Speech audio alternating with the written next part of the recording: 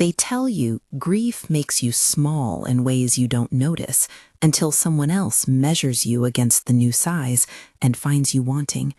It was a bright morning, the kind of winter light that hits the hospital waiting room and makes everything look harder to breathe.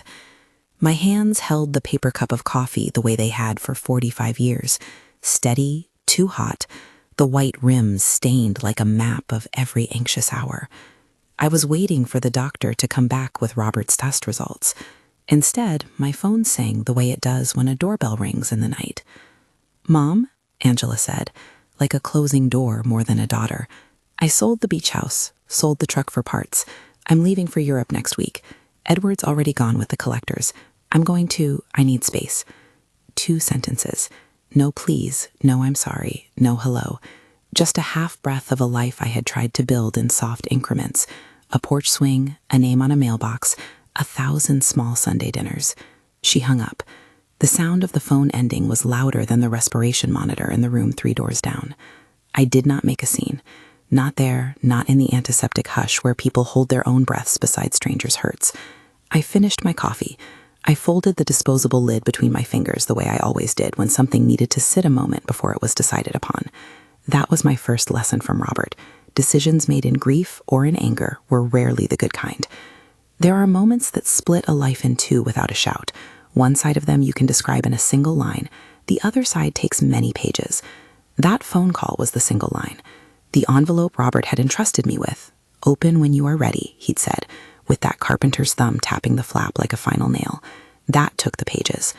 I went home. The house smelled like his cologne and lemon oil. The kitchen table still bore the indent of his writing hand. The envelope sat in the second drawer of the old secretary where he'd tucked away maps and small tools. Robert used to joke that he hid the good things in places you never thought to look for them, because the thief never wants to get his hands too dirty.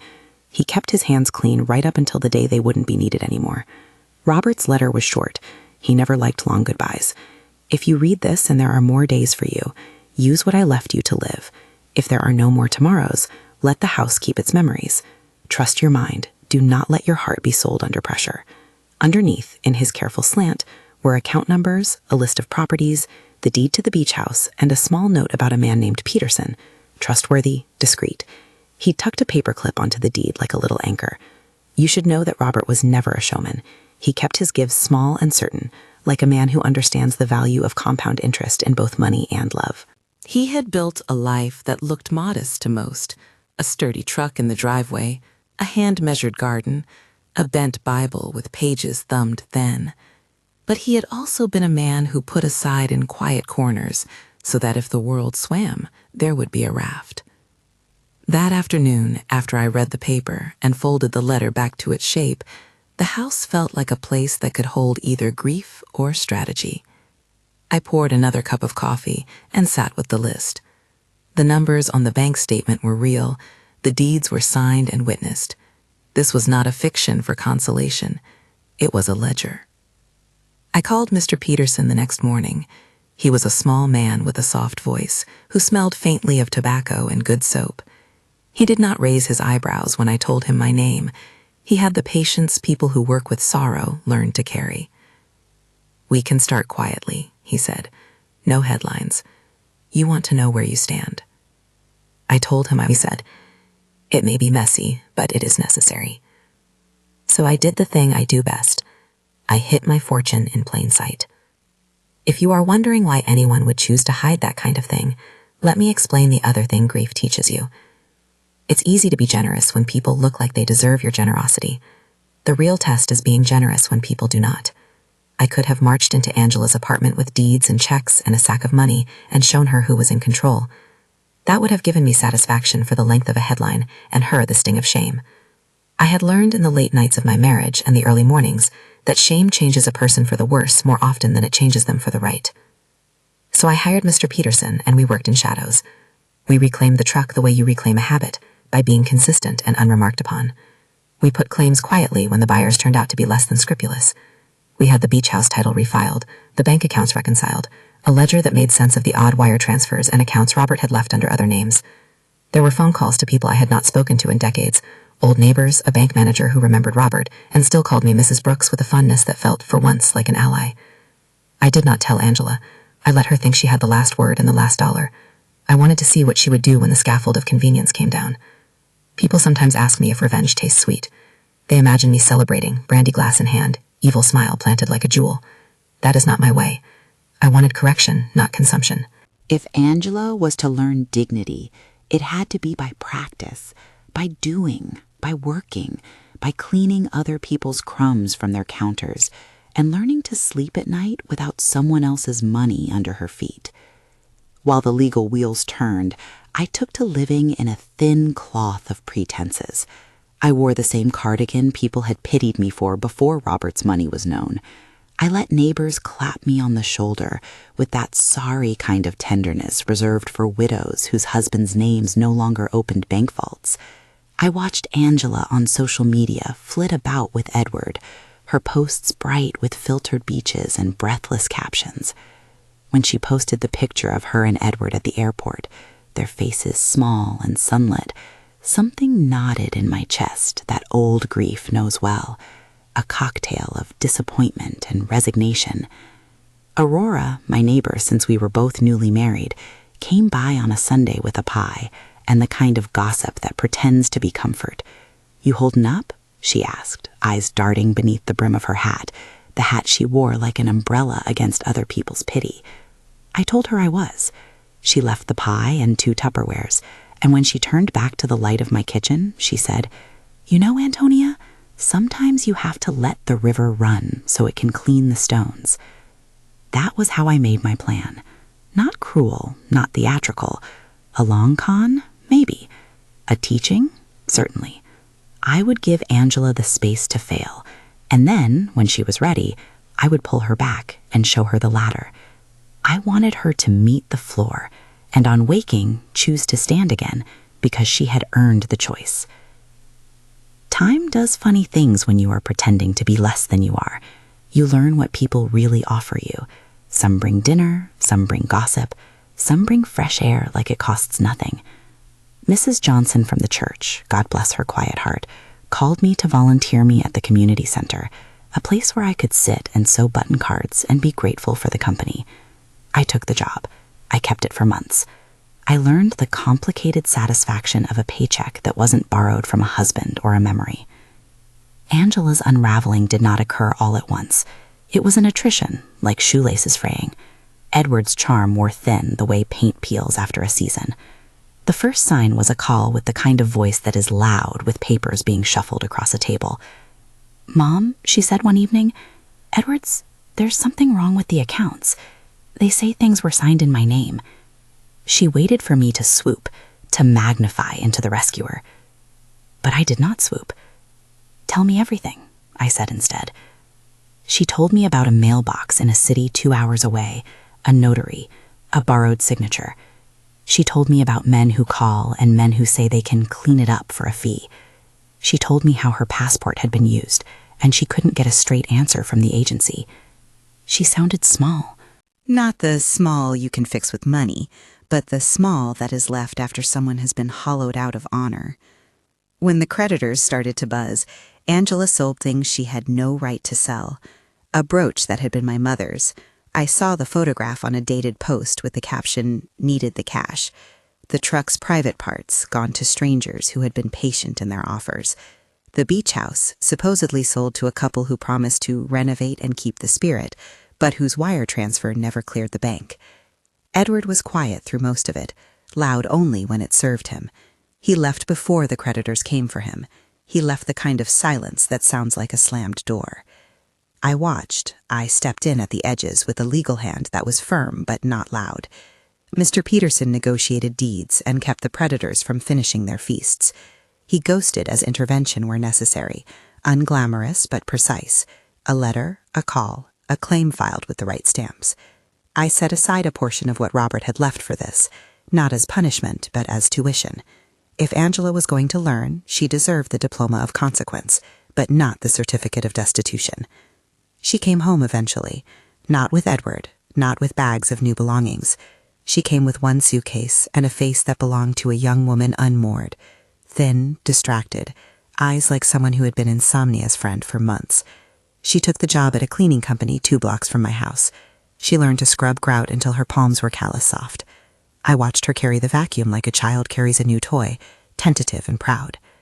There are nights when a mother wishes she could step onto the stage and change the scene, snap her fingers and make the past be different, stitch the torn fabric back into place without anyone ever noticing the seam. I did not have that magic. My hand was not godly in that way. What I had was stubbornness and patience, a lawyer's number on speed dial, and a husband who taught me the value of an account set aside. The hospital episode came like a cliff at the end of a short road. It was winter again, colder this time, a different kind of bright. Angela had been coughing in fits for weeks. She'd made excuses about allergies, about stress. I watched her collapse twice under the weight of a job where managers did not ask about her schedule and men did not respect boundaries. On the third morning, the cleaning company foreman called me, voice clipped. She'd passed out at work, Mrs. Brooks. We met at Mercy Ward, where the lights are too bright, and the chairs have a smell that clings. She was admitted for observation. A short stay, a doctor said. A thin paper gown, a hospital bracelet that made her wrist look like the hand of someone who had been given back to the world and was not sure how to take it. I sat by the bed while the nurses adjusted temperatures and checked vitals. We spoke about small things, the way the hospital coffee tastes like rust, the colors of the curtains, the way the light made her face look like someone else's. She kept apologizing for the trouble, for the time I must have spent waiting.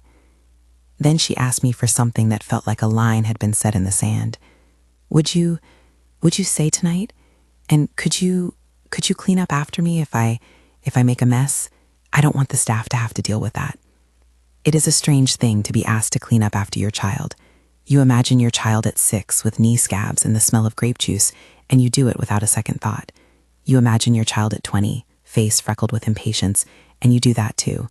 But to be requested in the way Angela requested, to be reduced to the person who would handle a humiliation while she sat in a bed and watched, the request arrived as something sharp and schematic, not filial.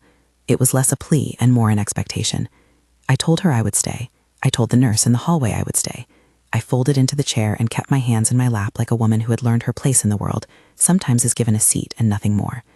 I understood, in the quiet between her breaths, that this was partly performance. Ask any of us who have raised a child. The small cruelties of grown ones are sometimes acts of self-preservation. But I also heard in her voice the tremor of someone not yet ready to admit that she was less than she had believed. During the night, there was nothing dramatic. There was a bowl, and there was a nurse who did exactly what nurses do. She took care of what needed taking care of. Clean towels, disposables, a small plastic basin placed respectfully beside the bed. No spectacle. I remember the sound of the centrifuge somewhere in the hall. I remember the way the moonlight sliced through the blinds and drew silver lines across the floor. She slept. I sat and watched the rise and fall of her breathing, like watching someone learn to swim again. The nurse, who had the soft efficiency of people who have held too many lives and learned to keep from being broken, kissed Angela's forehead like it was the smallest thing, and closed the curtain. In the morning, neighbors and a few of her friends had gathered to bring a cake. It was a small celebration, a birthday thrown forward because the world moves faster than the calendar sometimes, and because people think a cake makes everything right. They had written, "Happy belated Angela" in blue icing. Someone had made a bouquet in a vase that smelled of cheap chrysanthemums. The hospital bouquet smell with the antiseptic, the cake smell with the bleach. The two together made the room feel like a stage set stitched together. Angela, when she opened her eyes, looked at the cake with a childlike hunger I had not seen in years.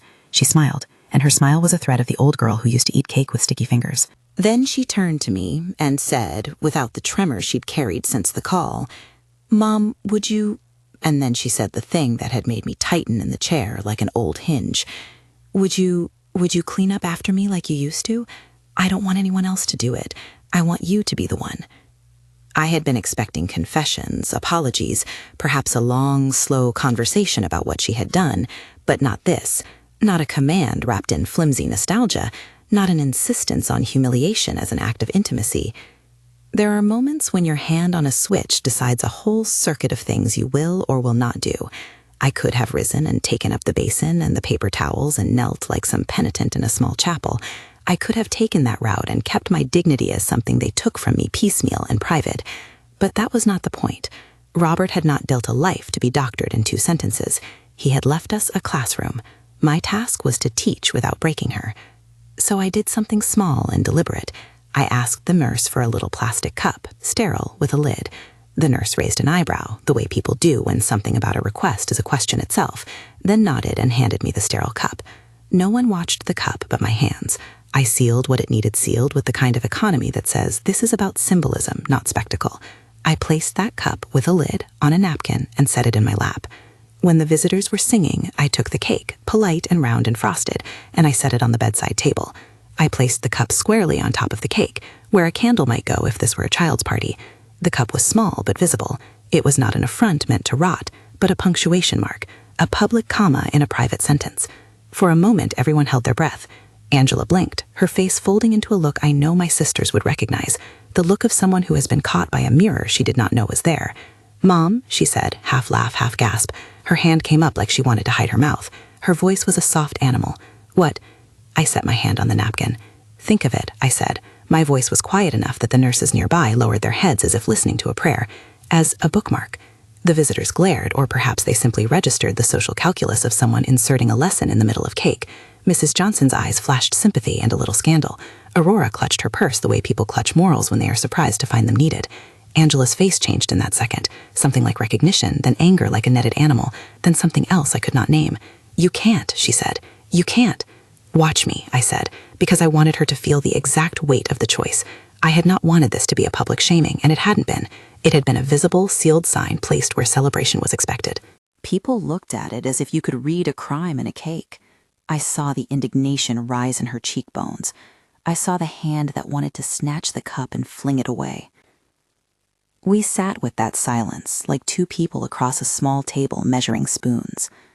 I was thinking of Robert, in his workshop, whittling away at things until they held their own. I was thinking of the long ledger of small kindnesses and the price I intended to teach. I thought of how dignity comes back to a person when it is earned and not handed to them wrapped in my pity. "Why would you do that?" Angela whispered, half to me and half to the room. Her voice had the tremor of someone who had been given a test and did not remember studying. "Why humiliate me?" "It is not humiliation," I said. "It is a reminder, a small, ugly reminder that some things you cannot insult back into existence. You cannot paste a borrowed life and call it yours. You asked me to clean up your mess. This is the place where we talk about why you asked and what you will do next." There were gasps. There was the polite cluck of people who have sympathy for misfortune but grow impatient with moral theater. For my part, I felt my hands going cool the way they do when you do the right thing. I had not come to triumph. I had come to teach. The cup on the cake did not smell like triumph. It smelled faintly of antiseptic and consequence. Angela stood abruptly. The chair skittered on tile. Her face flushed and then paled. "You have no right," she said. "You're right," I answered. "I have no right to force you to change, but I have the right to show you the truth. Robert left me words and deeds. He left me a way to help you, but not to save you. That part is yours." She looked away, at the window where the sun made a strip of gold across the linoleum. I could see her looking at the cup, imagining the indignity, imagining the humiliation in a way that would or would not cause her to change. People like to imagine that humiliation breaks a person. Sometimes it does. Sometimes humiliation, when given along with a ladder, makes someone climb. "Mom, you can't do this," and then... Her sentence cracked like an old rod. "You can't hide everything and then put it on a cake and expect me to be grateful." "No," I said. "You will not be grateful right away. You will be furious. You will hate me. You might never say thank you. But gratitude is not the point. Growth is." Someone in the corner choked back a laugh that sounded like sympathy. A nurse cleared her throat apologetically and busied herself with a chart. The cup sat there, small and ridiculous and blunt. A child would have laughed. An adult would measure the moment and decide whether to let it change them. Angela did not react in the way I had read in other people's stories, where the child crumbles and a montage of tears and helks follows. She paced the length of the room like a woman walking through an open wound. At one point, she stopped and looked at me, and something like a plea broke through the armor. "Show me," she said. "If you know things, if you have the power, then show me how it's done. Take away my shame by giving me the plan." And in her voice I heard exactly what I had hoped to hear. Not the immediate contrition, the slow learning that comes from work and not from money. Not the sudden conversion, but the fact that she had, however begrudgingly, ask to be shown. I thought of Mr. Peterson's neat notes, of the way he had never once allowed me to write revenge in an invoice. I thought of Robert's letter, the small print beside his love. I thought of the foundation he would never open with me. I thought of the long ledger of responsible kindness. "All right," I said, "we will talk, but not now, not here. You have to keep your job. You have to keep your head down and learn what it is to earn back what you lost. The law will be involved in some of it. Some of it you will fix yourself. We will take the steps." I said we and meant you and I, in a way that did not absolve her of the work. "And you'll keep the job for a while." She looked at the cup on the cake and then at me. She nodded like a defeated general accepting the terms of surrender. "Fine," she said. "Fine." There was a softness after that I did not expect. Not the kind of sudden, syrupy reconciliation that you see in films, but a small, begrudging return to the conversations we'd abandoned. She asked questions about the legal process, about how a signature could be forged, about the bank's responsibilities. She wanted to know whether Edward could be found and punished. I told her the truth I had learned from Mr. Peterson, that the law moved in its own time and its own tenderness. I told her some things could be fixed, others had to be accepted and reordered. "One more thing," she said, as if remembering something else she'd meant to say across the gulf of her life. "Why did you put it there? Why the cake? That's cruel, Mom." "It was a visible truth in the middle of pretend," I said simply. "You asked me to clean up. I wanted you to look at what you asked me to help you hide. Sometimes the best way to learn is to see the thing you asked someone else to dry for you." She was quiet then. The nurses moved efficiently. Someone cut the cake with a practiced hand, and then, delicately, the cup was lifted and set beside the cake, sealed, unpierced, not a smear upon the icing. It remained like an artifact, a thing that was seen and not indulged. That was the point. I had not meant to make a mess. I had meant to make a mark. They discharged her that afternoon. I walked her to the door like any mother would. The cold air was a punch. She wrapped her scarf tight.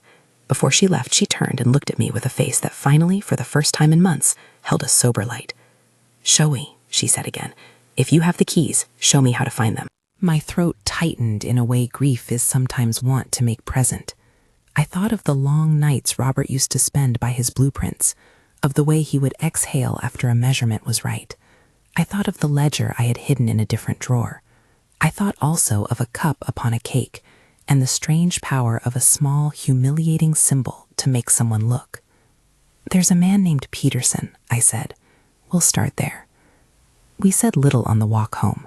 Angela took the bus to the apartment she still kept, and I, carrying my own quiet, went back to the house where deeds waited in the drawer and the coffee pot still smelled like lemon oil. That night, I sat at the kitchen table with Robert's letter open in front of me and Mr. Peterson's number in my phone.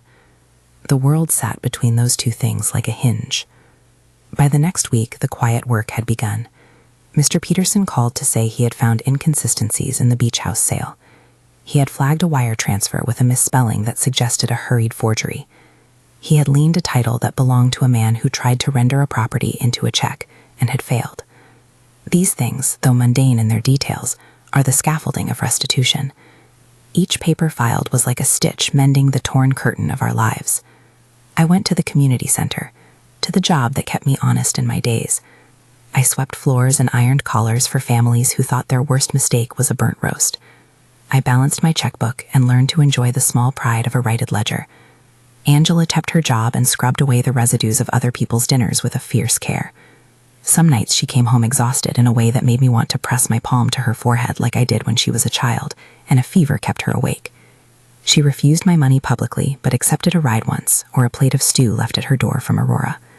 She began to ask questions about bookkeeping and how to keep a household from slipping into ruin. She began to see the value of a dollar earned rather than borrowed. I met with Mr. Peterson in his office once a week. He would slide a page across the mahogany desk and tell me in a voice like a steady clock where things stood. A lien here, an injunction there. He had taken the case of the deeds with the care of a man handling fragile glass. We never let Angela know how close we were to the center of the maze.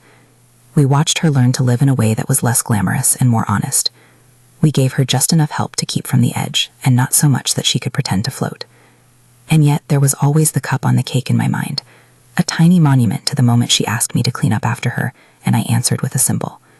That symbol would be, I hoped, the hinge on which her change would turn.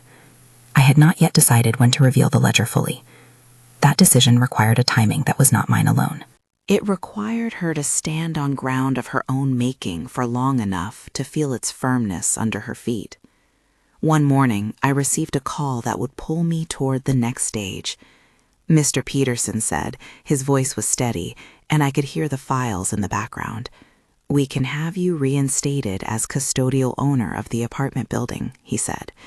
"The transfers are messy enough that we can prove they were fraudulent.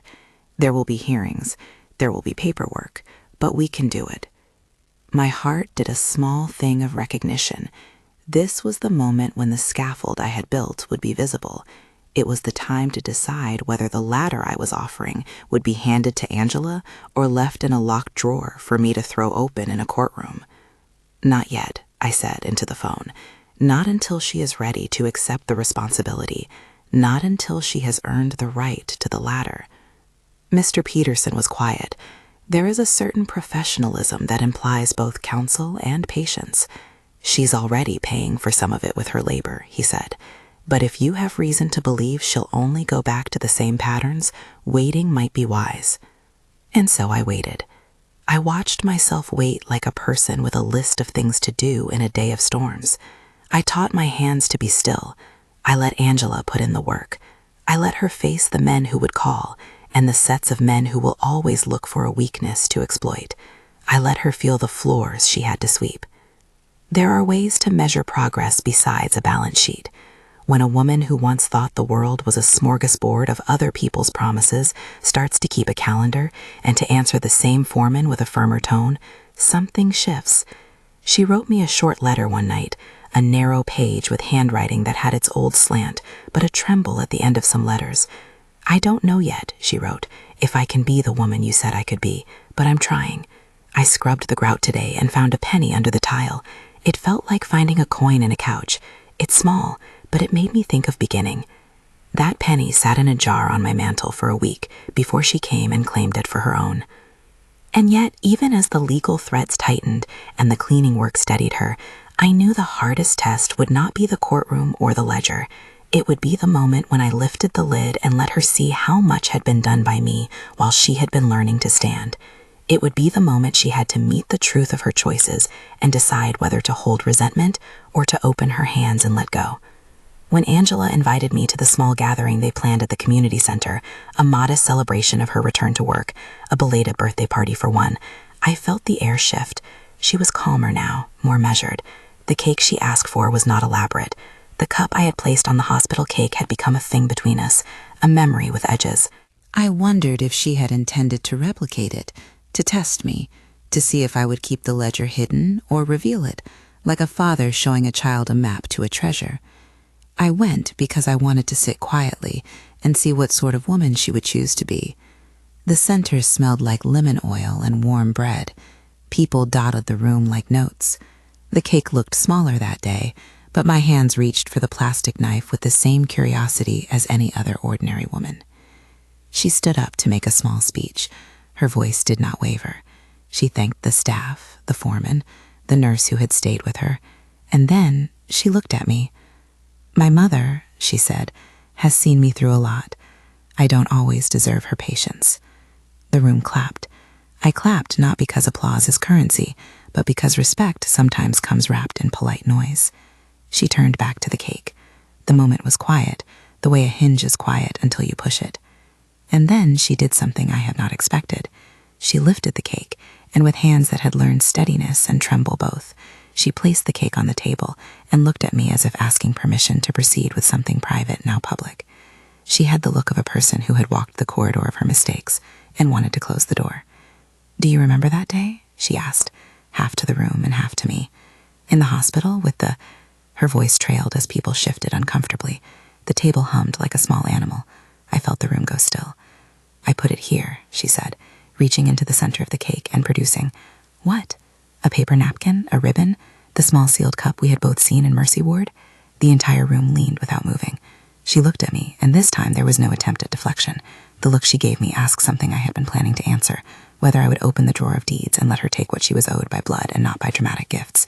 "You put the cup on my cake that day," she said, voice bare. "I wanted to know why. I think I know now." Her hand returned to the cake, and beneath the sugar and icing, she produced a small, neat envelope. It was the same size as the one Robert had left me. She held it up as if presenting a coin. The room murmured.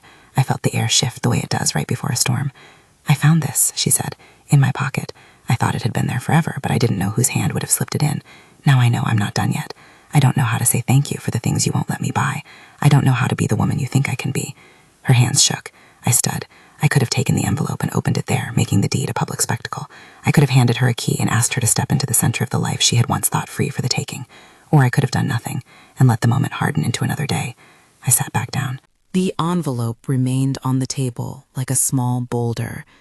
Angela's face had gone red, and a woman across from her dabbed at her own eyes with a napkin, though I was not sure whether the moisture came from compassion or theater. We had reached a threshold. I could feel my hands on either side of it.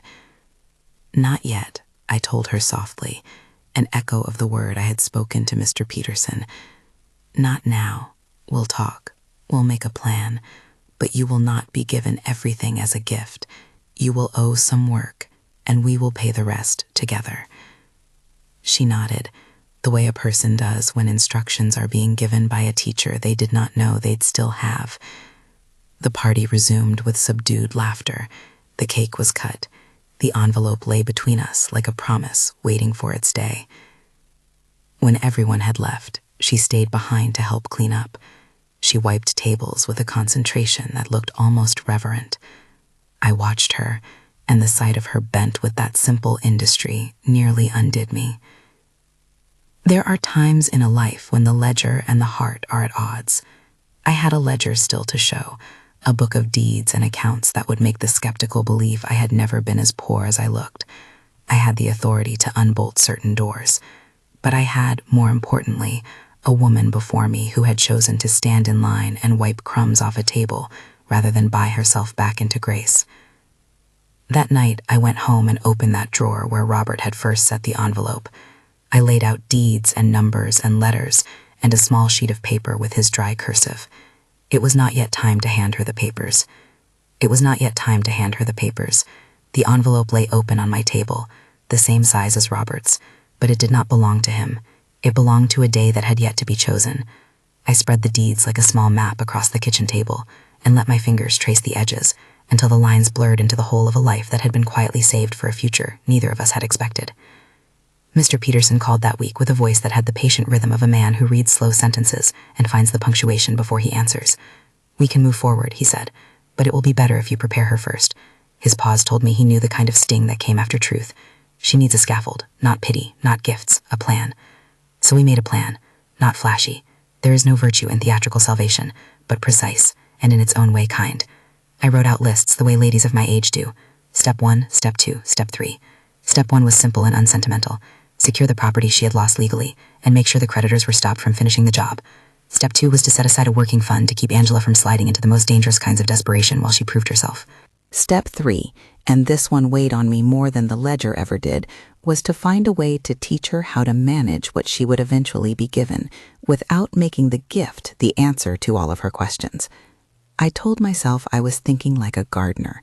You do not hand a rosebush to someone without showing them where to plant it and how to prune it. I called Aurora and asked her to bring over chicken soup and a strong hand for conversation. I called Mrs. Johnson at the center and asked her to let Angela take a night class in bookkeeping, something practical, not pretty. I asked Mr. Peterson to keep his explanations blunt and free of legal poetry. He did, as he always did, and his bluntness is a mercy. The weeks that followed were both busier and quieter than I expected. Busy because paperwork has a way of expanding to fill all the time you give it. Quiet because much of it happened in rooms where the light is always a little dim and people like to work without being watched. Mr. Peterson filed motions. He sent letters. He interviewed witnesses who had been brushed aside when vultures started circling. He had a taste for small details, the misspelled name on a transfer, a bank clerk's memory of a voice line too precise to be natural, and he knit those details together into a case that did more than claim title. It claimed a truth. One afternoon he came to my kitchen with a cup of coffee and a sheaf of papers and said, with a tired humor that made room for gratitude, We have the beach house. The title is messy for a moment, but the bones are ours to show. I remember the way the light fell on the blueprints I had kept of Robert's shed. It looked like God's own geometry. I held the deed to the beach house in my hands like a letter from a man who had anticipated storms. There was a tremor behind my ribs I could not name, part satisfaction, part dread. For who will a blessing bless if it is given without labor? For whom is a ladder useful, if not climbed? Angela kept the cleaning job. She kept her head down and learned schedules and the dignity of turning up on time. She began to speak less with the easy arrogance she had once worn like a summer dress, and more with a deliberate, honest uncertainty. She paid small debts with her earnings and saved what spare coin she could. Sometimes she came to sit on my porch and talk about a woman in her crew who had 2 kids and a part-time teaching degree. Sometimes she sat in silence and watched the sea of our street unfold, like someone learning to look at the world without expectation. We met at Mr. Peterson's office when I thought she had learned enough to hold a conversation about responsibility without folding under shame. It was an odd place to set a turning point. Mahogany desk, bad coffee, a lamp that knew the hours, but it suited the kind of quiet puzzle justice often is. I asked her to come in under the pretense of going over some paperwork, a small fib that felt kinder than the truth. She arrived in a sensible coat, hands bare of rings, and with a look I recognized, a woman who had practiced economy with her exhalations. Mr. Peterson sat us down and slid a single manila envelope across the desk. He did not look at me as he spoke. He looked at her. We found enough irregularities in the transfer to reverse the sale of the apartment building. We have liens against the people who picked it up. The beach house title is back in your mother's name until appropriate hearings conclude. What that means is legal restoration is possible.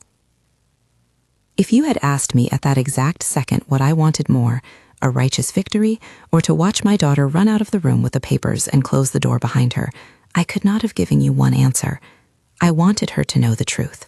I wanted her to feel the steady weight of rightness.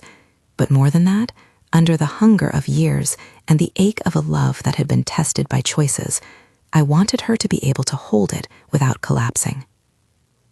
Mrs. Brooks, Mr. Peterson said, gentling the title like a hand on a shoulder, you can take them now, or you can ask that we put conditions in place. He explained, as plainly as he could, what conditions meant. Stewardship plans, matched funds, a timeline. You don't have to leave her to stupefy in guilt, and you don't have to make a gift of the whole thing now. You can make it a ladder with rungs. Angela's face moved through a cartography of expressions: surprise, gratitude like a small light, resentment, shame, and finally, something careful, like a woman fitting her feet into new shoes. You did this, she said to me, voice small. You fixed it. I didn't fix it for you, I said. I fixed it so you could fix some of it yourself. She looked at the envelope and then at me, and for the first time the cup on the cake came into the room between us, not as accusation, but as a memory that had a lesson embedded in it. Why did you let me fall? She asked, and the question that had burned inside me for months, why did I choose this slow cruelty, came out like an invitation and a test. Because I wanted you to know what it meant to come back, I said, because I wanted you to choose to come back of your own will, and not because you were handed the keys. Because you needed a reason to understand that work is not punishment, it's practice. It's not to make you small, it's to make you solid. Her hands curled like a child clutching at a blanket. And the rest, the money, the house, the beach? I'll show you, I said, but not all at once. We'll do it as a partnership. We'll set rules. You'll keep your job for a while. You'll take that bookkeeping night class. We'll have a budget. We'll open an account where you manage the spending for the beach house's upkeep. You'll report to me. Mr. Peterson will draw the papers so your name will be on things in a way you are responsible for. You'll have the chance to rebuild a life that is not borrowed. That sounds like, she began. Like work, I finished. Yes. It was not the joyous handing over moment some people imagine family reunions to be. There were small, awkward admissions. There were tears that would not be rehearsed. There was anger, viscous and real, because pride is the last to be stripped and the first to sting. When she stood to leave, she touched my hand with fingers that had learned a new steadiness, and she said, "If you will help me, I will not squander this. Not again." Her promise was not a contract. It was a promise, which for some people is the stronger thing. I took Mr. Peterson's envelope home and tucked it into the drawer Robert had once used for nails and maps. That night I brewed coffee and wrote out a plan with the slow discipline of someone who has always loved structures. The beach house would be kept as a sanctuary and partly as a project to teach her management. The apartment building would be restored to its rightful tenants where possible and managed in a way that did not hand her an instant empire. And funds would be set aside for a small foundation, one named for me if she allowed it, or for Robert, depending on how she could stand the compromise between sentiment and pride. The plan had a clause I was adamant about. The foundation would not be charity that allowed escape. It would be a program to teach skills: bookkeeping, house management, casework for women who had been exploited in different ways. The idea pleased me because it married justice to usefulness. We would not simply give people what they felt they deserved. We would give them a chance to earn a footing, to learn the skills that keep people from being prey. Months turned the plan into a slow, visible thing. Mr. Peterson filed papers and attended hearings. We did not shout our wins. That was always the point. But people in small offices passing envelopes began to whisper there were corrections in the records, and the men who had sought to make off with other people's lives found legal obstacles where they had hoped open doors. Edward, for his own part, drifted like smoke. We did not pursue him like a vindictive force. We let the appropriate agencies take their time. There was a small settlement and a restraining order, and public records that vindicated Angela enough for the banks to listen. What mattered more than legal vindication was the way Angela kept going. She paid a fine, helped with paperwork, apologies in person to a woman whose brooch she had sold without asking, and began to volunteer at the shelter in the evenings. She took the bookkeeping course and began to understand ledgers not as enemies but as tools. She learned to balance more than a checkbook. She learned how to balance being accountable and being vulnerable. There were times she called me in the middle of the night, voice broken with fatigue and confusion, and I would wake up and talk her through the mechanics of schedules and how to make a small business plan and how to tell when a man's charm is a camouflage. We spoke honestly about the cup on the cake, and she admitted, not entirely gracefully, a grudging gratitude. "I remember how small I felt," she said once, "and how silly it is to want someone to clean up a mess I made." "Being small is not a crime," I told her. "Staying small is the only thing we fight." After the legal stones settled, we did something else that felt like building the lean muscles of a new life. We turned the beach house into a program. The house still had Robert's hand in the beams. You could see it in the way the stairs were built at a sensible angle, and the sunroom had a bench that caught afternoon. We set up a small training program there, a modest thing at first. One room as an office, one as a dormitory for women who needed a place for a few weeks while they got their bearings. We funded it with a portion of the reclaimed estate, and with matching grants that Mr. Peterson helped me secure by showing the legality of the transfers and the legitimacy of the purpose. Angela resisted the naming suggestion at first. "You want to name it for me?" she asked, incredulous and a little wounded. "For you?" "No." "For Robert," I said. "No, not just for him. For what he believed. Stability. The safe hiding of resources so they can last a woman through a rough season. Call it whatever you want. Name it with your hands, not your mouth." She finally agreed to the name we landed on, the Harbor. It sounded perfect in that way small towns get perfect things. They are honest and plain and warm. The Harbor was for training, for rest, for a place where women could learn to stand again. We set up classes there: budgeting, childcare basics, resume writing, and even a little course on dealing with men who smelled of easy promises. We did not call it charity. We called it help with dignity. The foundation we created was small but effective. We hired a woman from the neighborhood who had been through hard times and come out with a certification in casework. Mrs. Johnson joined as a volunteer coordinator. Aurora came with jars of preserves and a calm that made people feel less like contestants and more like neighbors. Angela took a lead on programming. She brought the stamp of someone who had made mistakes and been taught by consequence. Her voice had a new authority. It was the voice of a person who had been humbled and now used that humility to lift others. There were nights when I would sit on the porch watching lights on in the beach house and hear laughter that sounded like a life being rebuilt. I would think about Robert and the way he had tucked a paperclip on one deed like it was a talisman. He had always understood that love is sometimes less about a board of roses and more about a ledger, about numbers and names and plans. He had left us a raft, and we had used it to ferry others to shore. Reconciliation with Angela was not a single moment, but a series of small gestures that added up to a new pattern. We did not march through town and hug, though we hugged sometimes by accident when a sorrow passed through both of us like an unexpected draft. There were still things she had to face, letters from people she had wronged, awkward conversations about who had been hurt by her choices.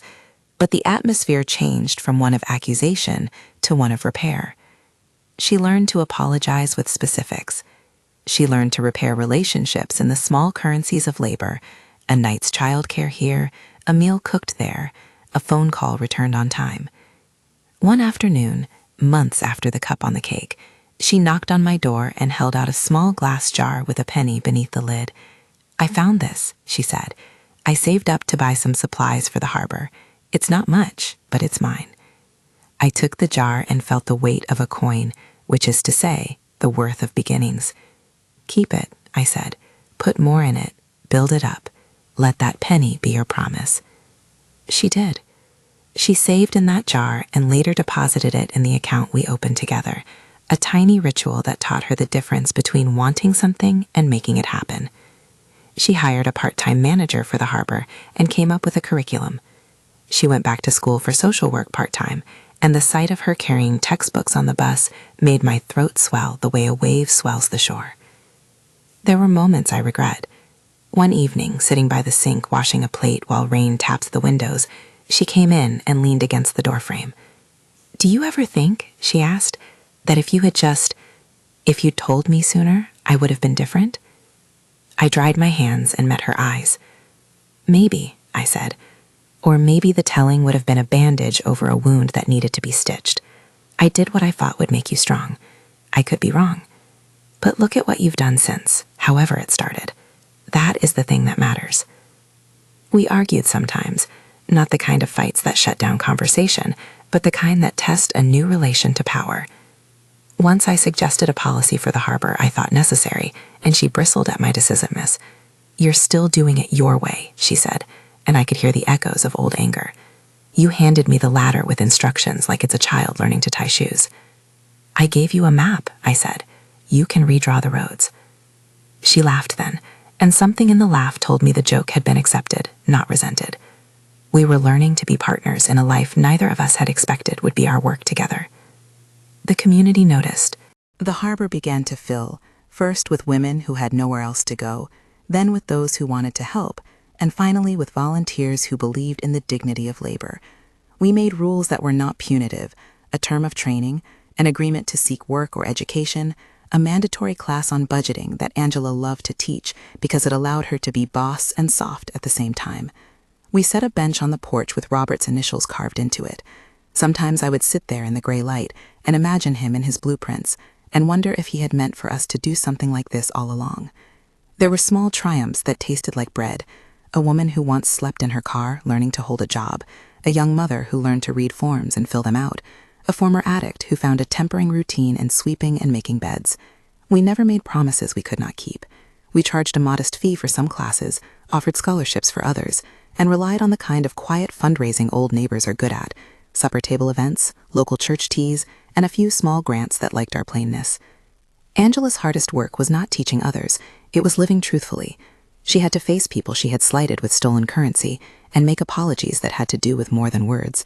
She volunteered to go to a small claims court to testify about a forged signature, not because she had to, but because it mattered to her to face the machinery of consequence. She did it like a woman who had learned how to stand in the parts of herself that most wanted to run. On a fall afternoon when the leaves were a bruised kind of gold, Mr. Peterson came by the harbor with a manila envelope. He sat on the bench with us and told stories in the way lawyers do when they finally relax, anecdotes with quiet morals. "You've both done a good job," he said. "The title issues are resolved enough that an official handover can be made if that's the direction you want. Or you can remain in this arrangement with the stewardship plan. Either way, you have choices. Choices are both a blessing and a burden. They force a person to weigh what they will do with what they are given." I turned to Angela and watched the light make a thin halo around her hair. "What do you want?" I asked. She looked at the harbor, at the women inside sorting donations, at a notice board where someone had pinned a job posting, at the bench with Robert's initials where a little girl was eating a sandwich she had earned, and then she looked at me. "I want to keep helping here," she said slowly. "I want to learn, I want to study, and someday, when I'm ready, I want to be the one who makes the decisions about the beach house, but I don't want to do it alone." We agreed then, in a way that did not require witnesses beyond Mr. Peterson, to make her a steward over a gradual plan. Her name went on some documents. We set up a committee to oversee the harbor. We created a mentorship track for women who needed to rebuild their lives. We made a budget and a calendar and a set of rules that were generous but real. The final step, The part my heart had been waiting for and dreading in equal measure was a quiet office meeting where Mr. Peterson placed a folder in the center of a table and opened it. It contained deeds and signatures and insurance policies, and, threaded through it like a small hymn, Robert's letter that started with a carpenter's thumb tapping a flap. There was no fanfare. We did not break bread or stage a blessing. We simply sat and read the papers while the hum of life kept its ordinary beat. When it came time to sign, Angela's hand trembled. She put her name down with a firmness that surprised me, a woman committing to responsibility in ink. I signed as well, not to claim ownership, but to acknowledge the covenant we had made. That night, we held a small dinner at the harbor, a roast and a pie made by Aurora, and we invited the women who had been with us from the beginning.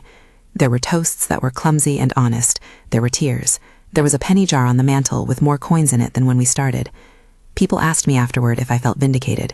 I said simply that vindication changes the taste of a thing, but not its purpose.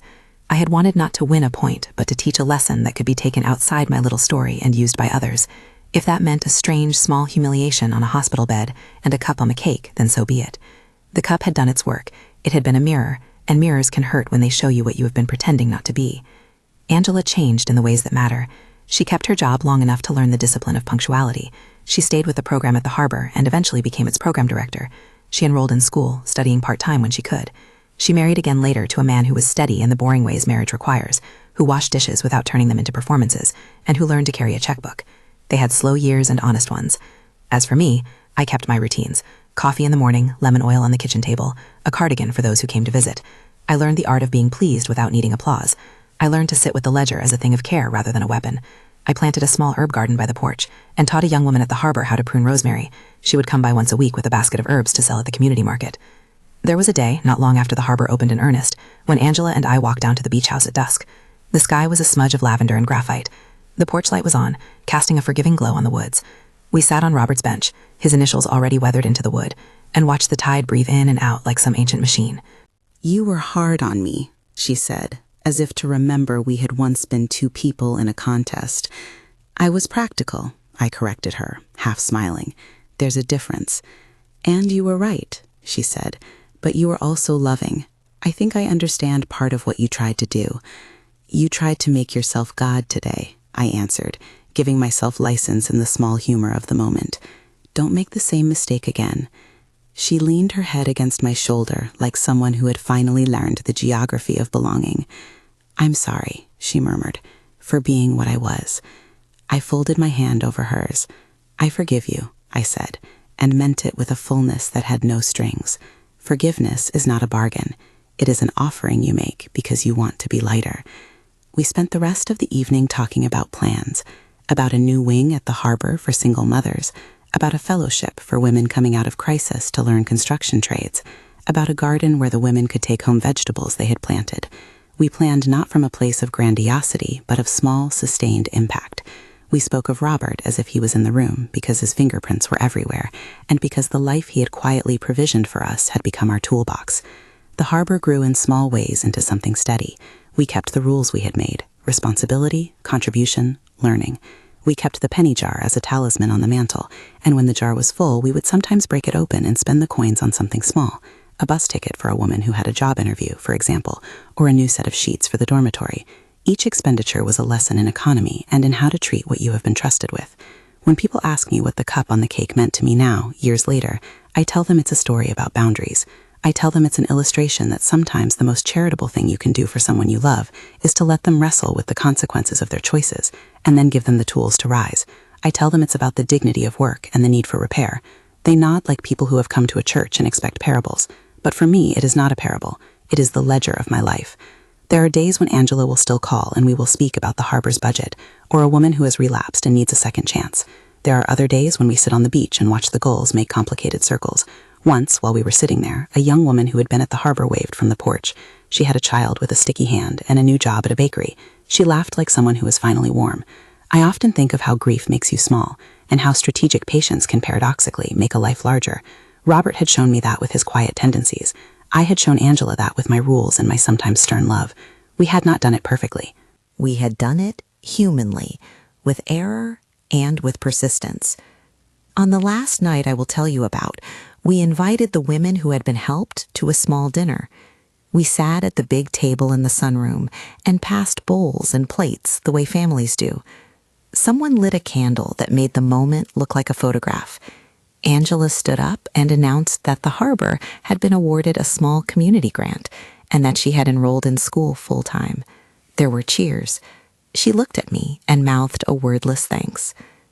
Later, when the plates were stacked and the night had mellowed to a comfortable dark, she came and sat beside me on Robert's bench. We listened to the sea like a thing that keeps promises without fuss.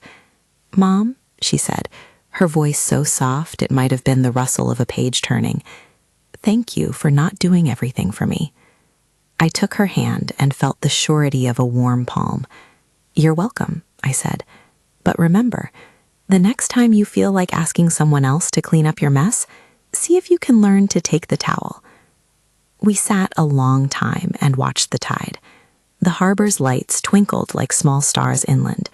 There was no pretense left between us, only the honest business of two women who had found a way through something sharp. In the years since, the harbor has stood as a place where people come to learn to be steady, and where the beach house keeps its memories without being a museum of past mistakes. And if anyone ever asks me if I regret placing that cup on her cake, if I worry about the moment of embarrassment, I tell them this: teachers sometimes have to do things that feel hard. A life built from the small habits of daily responsibility will outlast a life built on dramatic rescues every time. The cup was never meant to shame forever. It was meant to be a prompt that started a conversation. And from that conversation grew a ladder. From that ladder grew a harbor. From that harbor grew a handful of women who know now how to stand. If you have ever had to let someone learn the hard way, I will not tell you your way is the only way. I will tell you one thing instead. Make sure the ladder you leave at their feet is steady, and when they are ready, offer them a hand up, not to save them from the fall, but to help them climb.